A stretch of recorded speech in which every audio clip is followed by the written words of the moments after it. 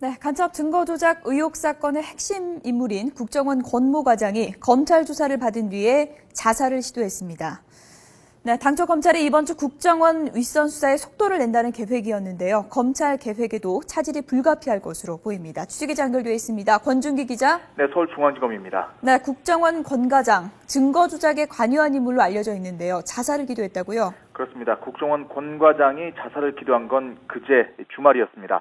경기도 하남시에 있는 중학교 근처 빌딩 주차장에서 의식을 잃은 채 발견됐습니다. 오후 1시 반쯤 주차하려던 한 여성이 차 안에 쓰러져 있는 권 과장을 발견해 신고했고, 조수석에는 재만 남은 번개탄이 있었던 것으로 전해졌습니다. 권 과장은 인근 병원으로 옮겨졌다 상태가 위중해 서울 아산병원 중환자실로 이송됐습니다. 권 과장은 아직 의식을 찾지 못하고 있고 국정원이 신병을 보호하고 있는 것으로 알려졌습니다. 네, 권 과장은 앞서서 검찰에 소환돼 조사를 받았었는데 조사를 받고 나와서 자살을 기도한 거죠? 그렇습니다. 이 권 과장은 지난 19일부터 21일까지 사흘 연속 검찰에 소환 조사를 받았습니다. 마지막 3차 조사 때는 검사와 심한 언쟁을 벌인 뒤 검찰청사를 나왔고 그 뒤에 자살을 기도했는데요. 검찰 수사에 강한 불만을 토로하는 내용의 유서를 남긴 것으로 알려졌습니다. 권 과장은 검찰 수사 과정에서 모욕감을 느꼈고 검찰이 대공수사국 직원들을 위조범으로 몰아가고 있다며 반감을 표시했던 것으로 전해졌습니다.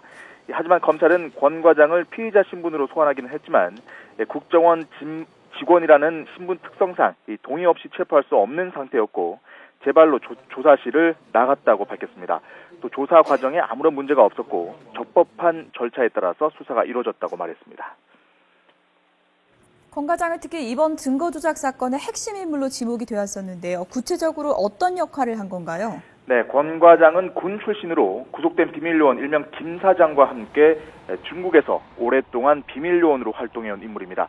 지난해 12월에는 위조 문건에 영사 확인증을 쓴 이모 영사가 있는 선양 총영사관 부총영사로 발령이 났습니다.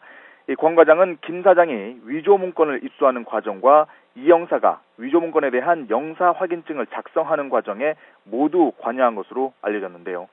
또 김 사장과 이 영사보다는 상급자로 전해졌습니다.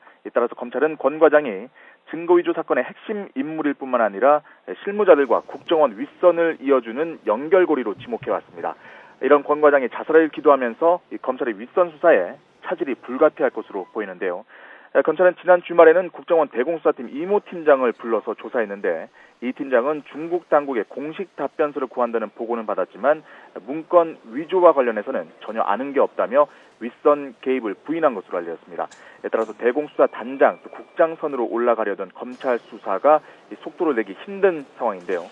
핵심 인물인 권 과장까지 자살을 기도하면서 수사는 더욱 난항을 겪을 것으로 예상됩니다. 지금까지 서울중앙지검에서 YTN 권윤입니다.